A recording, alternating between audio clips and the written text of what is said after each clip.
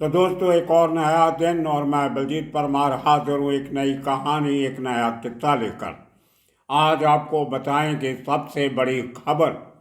किस्सा तो मैं आपको शेख मनीर का सुनाने वाला था, उसकी रिकॉर्डिंग भी करके रख ली थी, लेकिन बड़ी खबर मुंबई से आई कि एक सबसे बड़े police encounter specialist Pradeep Sharma को हाई कोर्ट से एक बड़ा झटका लगा है। 2006 के एक मर्डर केस में, जिनको 2013 में उनको बरी कर दिया गया था, आज मुंबई हाई कोर्ट के एक डबल बेंच ने, डिवीजन बेंच ने उनको उम्र कैद की सजा दे दी। बहुत बड़ा झटका प्रदीप शर्मा को, जो बार बार कानून से बचते चले आ रहे थे इतने सालों से। कितने केस हुए, कितनी इंक्वायरीज हुई, लेकिन हमेशा वो बाहर निकल आते थे किसी ना किसी तरीके से कानूनी दाव पेच को ससर रसूख। बहुत इंटरेस्टिंग हिस्ट्री है इस आदमी की। अंग्रेजी में कहावत है, अ विली कैट हैज 9 लाइव्स। 9 जिंदगियां होती हैं एक बिल्ली की। उसी तरह शायद प्रदीप शर्मा की किस्मत में भी इसी तरह का लिखा है। पकड़ा जाता है, सज़ा हो जाती है, फिर छूट के आ जाता है, फिर जमानत मिल जाती है, मोहलत मिल जाती है, नौकरी चली जाती है, वापस मिल जाती है, क्या क्या नहीं हुआ। अब बताते हैं कि पूरा मामला है क्या। 2006 में नवंबर की 11 तारीख को, ये पुलिस रिकॉर्ड के मुताबिक है, हालांकि पूरी हकीकत ये भी नहीं है, हकीकत कुछ और है। आपको बताएंगे आने वाले दिनों में। पुलिस केस जो चला, मैं उसकी कहानी बता रहा हूं, असल कहानी नहीं। अब 11 नवंबर 2006 को राम नारायण गुप्ता अलियास लखन भाई, उसको लखन भैया, ये एक जमाने में छोटा राजन का आदमी हुआ करता था। कुछ क्रिमिनल एक्टिविटी भी थी और कुछ इलीगल बिजनेस भी थे, जिनके चलते इनका एक कोई दुश्मन हुआ करता था। उसने पुलिस ऑफिसर्स को अप्रोच किया इसको समझाने के लिए, सुधारने के लिए, लेकिन जब बात नहीं बनी तो इसको ठिकाने लगाने का मन बना लिया गया और तब से कंध पर इतनी घड़ी गई कि इसको कैसे ठिकाने लगाया जाए। सबसे बढ़िया तरीका होता है पुलिस के पास एनकाउंटर करने का। अब उसी चक्कर में उन लोगों ने संपर्क साधा अपने चहेते ऑफिसर्स के साथ और फिर साजिश बनाई गई। अब जो पुलिस की कहानी है उसके मुताबिक 11 नवंबर 2006 को लखन भैया को मुंबई पुलिस, डीएन नगर पुलिस अरेस्ट करती किसी इन्वेस्टिगेशन के चक्कर में। और उसके बाद जब कुछ बदलता है माहौल सब, उसके बाद एनकाउंटर कर दिया जाता है उसी दिन शाम को मुंबई के वर्सोवा एरिया में नाना नानी पार्क के पास एक उजाड़ जगह पे। अगर आपको याद हो तो हमने एक एपिसोड बनाया था बहुत समय पहले, अब नंबर मुझे याद नहीं।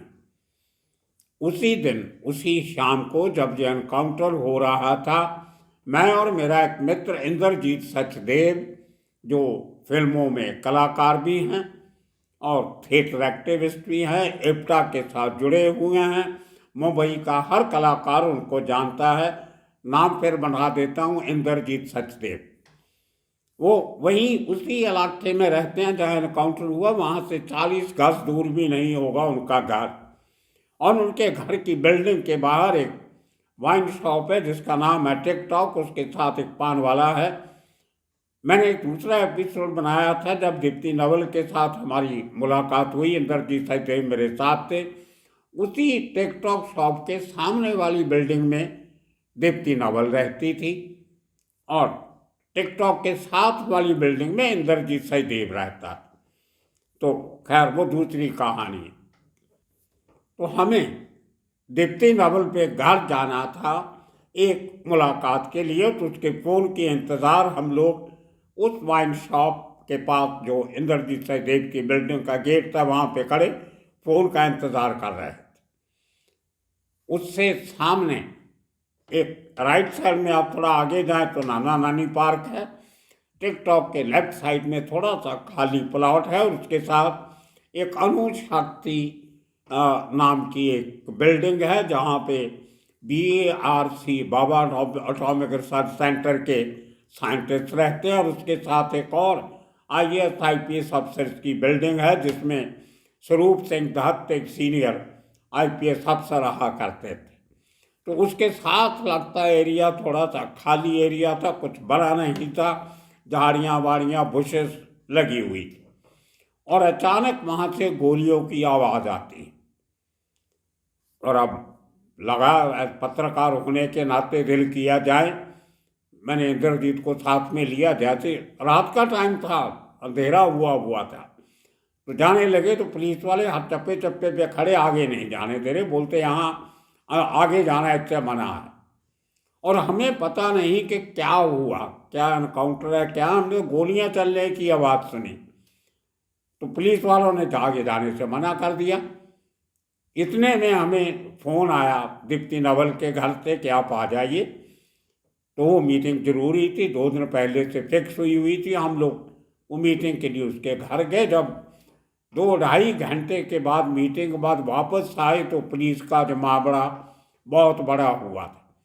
6-7 मोबाइल वैन खड़ी, पुलिस का कॉर्डन, ये वो। और पता चला कि एक आदमी का एनकाउंटर हो गया। तो फिर हमने जब इंक्वायरी की, पता चला तो वहाँ पे प्रदीप सूर्यवंशी और कुछ जो कांस्टेबल वगैरह जानते थे वो नज़र आए। प्रदीप शर्मा वहाँ नहीं थे। तो मैंने प्रदीप सूर्यवंशी के भाई दिलीप सूर्यवंशी मेरे बहुत पुराने मित्र हैं। वो जो रोबैरो ने काउंटर स्पेशलिस्ट टीम बनाई थी, 9 टीम, उनमें से एक टीम में दिलीप सूर्यवंशी वे थे और इनके सीनियर थे आनंद बेलारे, और ये DN नगर पुलिस स्टेशन से ऑपरेट करते। अब देखिए मौका मेल, इतने साल पहले 80s में जब रोबैरो पुलिस कमिश्नर थे, तभी उनका बड़ा भाई उसी DN नगर में तैनात था। आनंद बेलारे सीनियर थे, दिलीप सूर्यवंशी सब इंस्पेक्टर था। बाद में वो ACP रिटायर हुआ माटुंगा डिवीजन से। क्या उनका भाई छोटा प्रदीप सूर्यवंशी जो DN नगर में पोस्टेड था, और ये जो एनकाउंटर हुआ वो DN नगर की हद में ही हुआ और प्रदीप सूर्यवंशी उसमें इन्वॉल्व पाया गया। लखन भैया को मार दिया, और इस पूरा लखन भैया को अरेस्ट करने का जो क्रियाक्रम हुआ, वाकी से अरेस्ट किया, DN नगर लाया गया। और इनका कहना था पुलिस का कि ये तो हमारे हाथ लग गया, पता चला कि वहाँ नाना नानी पार्क के पास कहीं है, हमने जाके मारा। लेकिन उसके भाई राम प्रसाद गुप्ता जो एडवोकेट हैं, उन्होंने सिद्ध कर दिया कि उसके पास तो ट्रेन की टिकट थी, वो तो कहीं जा रहा था। और उन्होंने जब उसको अरेस्ट किया गया वहाँ से, उन्होंने immediately police commissioner AN Roy थे, उनको टेलीग्राम भी भेज दिया था कि मेरे भाई को इस तरह से पुलिस वाले उठा के ले गए हैं और मुझे लगता है उनकी जान को खतरा है। खैर वो लंबी कहानी, पहले एक बार सुनाई थी, फिर एक बार सुना देंगे आप। तो अल्टीमेटली वो एनकाउंटर हो जाता है। उसके बाद हो हल्ला होता है, इंक्वायरीज होती हैं, पुलिस की अंदर खाते इंक्वायरीज, हाई कोर्ट इसको री इन्वेस्टिगेट करने की हुक्म देती है कोर्ट। तो जब पूरा केस खुलता है तो उसमें 22 लोगों के खिलाफ FIR दर्ज होती है, जिनमें प्रदीप शर्मा, प्रदीप सूर्यवंशी और बाकी के 16 इनके साथ मिला के पुलिस वाले और 6 प्राइवेट सिटीजन, जिनमें 2 प्रदीप शर्मा के खास थे जो हर समय प्रदीप शर्मा के साथ गाड़ी में घूमना, कहाँ जाना। एक बॉबी नाम का लड़का, नाम तो कुछ और था पर वो बॉबी के नाम से ज़्यादा मशहूर था। सात बंगला पे उसका वर्सोवा में उसको फ्लैट भी था एक बड़ा। खैर, तो ये लोगों के ऊपर सेशन कोर्ट में केस चलता है। लंबी चौड़ी सुनवाई होती है 2006 से लेकर 2013 तक। और मैं जब कवर करने जाता था सेशन कोर्ट में, जब आखिरी दिन थे, जब सुबह से शाम तक लगातार इनकी स्टेटमेंट्स वगैरह फाइनल ऑर्डर्स के पहले रिकॉर्ड होती थी, तो सेशन कोर्ट में मेला लगा होता था। एक स्पेशल कैटरर बनाया जाता था कोर्ट के पास। साथ में एक बिल्डिंग है जिसमें महाराष्ट्र के जो additional director general home guards और सिविल डिफेंस बैठते हैं, उस बिल्डिंग के साथ नीचे कार पार्किंग है सिंगल स्टोरी की। वहाँ पे 2-3 पार्किंग के ऊपर एक कैटरर आता था जो 30-40 लोगों का खाना बना के लाता था, चाय लेके आता था, नाश्ता वाश्ता सब। तो सुबह से शाम तक वहाँ पे एक कैटरिंग का सिस्टम हुआ करता था, और वो सब ये प्रदीप शर्मा और उनके साथी अरेंज करते थे अपने उन साथियों के लिए जो जेल से सेशन कोर्ट में तारीख भुगतने आते थे। तो सबको खाना दोपहर का खिलाया जाता था, उसके बाद चाय पिलाई जाती थी, और जब लंच ब्रेक होती थी कोर्ट की, तो ये सिस्टम चलता था। तो अल्टीमेटली 2013 में जब फैसला आया, उसमें से कुछ लोगों को बरी कर दिया गया और तकरीबन सब के सब पुलिस वालों को सज़ा हुई। लेकिन प्रदीप शर्मा 22 लोगों में से अकेला अक्यूज था जिसको एक्विट कर दिया गया, बरी कर दिया गया। अब देखिए, 22 लोग अक्यूज, 21 लोग दोषी और एक आदमी बरी। उसके बाद बहुत चर्चा चला कि ऐसी क्या बात थी कि प्रदीप शर्मा को सज़ा नहीं हुई। उसके बाद जो जिनको सज़ा हुई थी वो लोग अपील करते हैं हाई कोर्ट में, सरकार अपील नहीं करती। लेकिन लखन भैया का भाई जो एडवोकेट है राम प्रसाद गुप्ता, वो एक सेपरेट अपील करता है कि प्रदीप शर्मा को बरी क्यों किया गया, उसके खिलाफ अपील करता है वो। और ये दोनों केस साथ में चलते हैं। जिन लोगों को सज़ा हुई थी, प्रदीप शर्मा, उसके 2-3 ऑफिसर साथ में, और बाकी कांस्टेबल और सिविलियन, बॉबी और दूसरे आदमी, इन सब ने अपील की कि हमारी सज़ा कम की जाए, हमारा कोई कसूर नहीं है, हमें गलत सज़ा मिली है। केस चलता है। 2013 के बाद अपील होती है, और अब 2024 में जाके 2006 का केस, 24-18 साल ये केस लड़ाई चलती रही। और लखन भैया का भाई राम प्रसाद ने बहुत हिम्मत के साथ ये लड़ाई लड़ी। इन बिटवीन आज जो जजमेंट आई हाई कोर्ट में, उन्होंने कहा कि जो सेशन कोर्ट ने प्रदीप शर्मा को बरी किया था वो बिल्कुल गलत था, कानून के खिलाफ था, the travesty of law of justice. बहुत सारे कमेंट किए हैं कोर्ट ने, और कहा कि देखा जाए तो प्रदीप शर्मा ही पूरा मास्टरमाइंड था और उसको कोर्ट ने बरी कर दिया। उन्होंने काफ़ी जो सेंटेंस हैं वो उस सेशन जज के खिलाफ भी लिखे हैं कि उन्होंने जजमेंट जो दिया गलत दिया। जो एविडेंस प्रदीप शर्मा के खिलाफ इस्तेमाल होनी चाहिए थी वो नहीं की गई, मैनिपुलेट किया गया एविडेंस को, और इस आदमी को छोड़ दिया गया, बाकी सबको सज़ा हो गई। तो ये आज की कोर्ट में है। और साथ के साथ कोर्ट ने एक बड़ी टिप्पणी और की है कि जो स्टार विटनेस था इस पूरे किस्से का, जब लखन भैया को वाशी से अरेस्ट किया जाता है तो उसके साथ एक विटनेस था जिसका नाम था अनिल भेड़ा। जब उसकी पेशी होनी थी कोर्ट में, गवाही होनी थी, उसके 2 दिन पहले उस आदमी का मर्डर हो जाता है, मतलब वो गायब हो जाता है। गायब होने के बाद 2 महीने के बाद उसकी बड़ी बुरी हालत में लाश जो है वो एक क्रीक में से, जो समुद्र के पानी का रास्ता होता है, वहाँ पे मिलती। तो अनिल बेहड़ा का मर्डर केस हो गया एक और।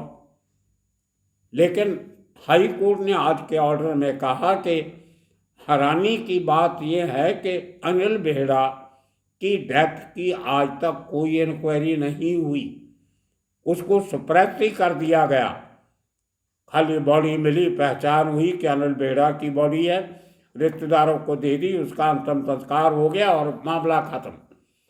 उसका कोई किसी किस्म की तहकीकात हुई नहीं।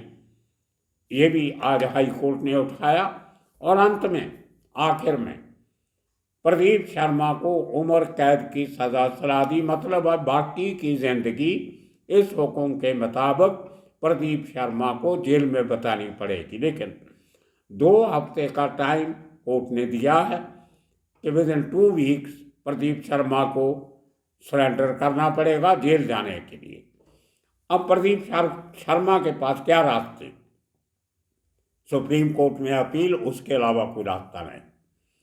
लेकिन वो अपील तब कर सकते हैं जब पहले सरेंडर करेंगे, जेल में जाएंगे, हाई कोर्ट का हुक्म मानेंगे, उसके बाद सुप्रीम कोर्ट अपील कर सकते हैं। लेकिन वो अपील बहुत देर तक चलेगी।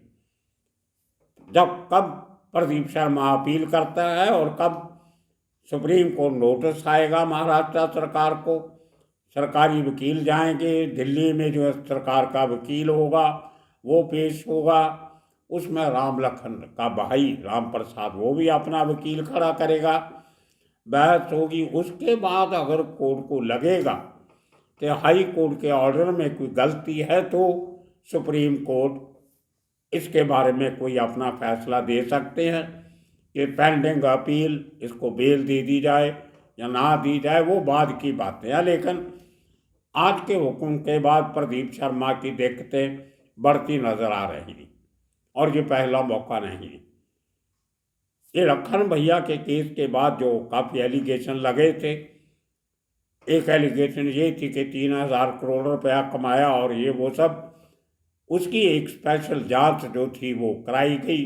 उस समय के DSP KMN प्रसन्ना को उसकी जांच रिपोर्टरों ने सौंपी करके इंक्वायरी। उसके बाद कॉन्स्टिट्यूशन की धारा 311 के खिलाफ इनको नौकरी से डिसमिस कर दिया गया। लेकिन बाद में कैट में अपील वगैरह की, 2008 में डिसमिस हुआ, 2010 में कहीं 9 में अपील आई कैट से, उन्होंने ये रिपोर्ट को माना नहीं और सरकार को कहा कि इसकी कोई गलती नहीं है। लेकिन इस आदमी ने रीइंस्टेटमेंट करने की, ज्वाइन करने की कोशिश नहीं की।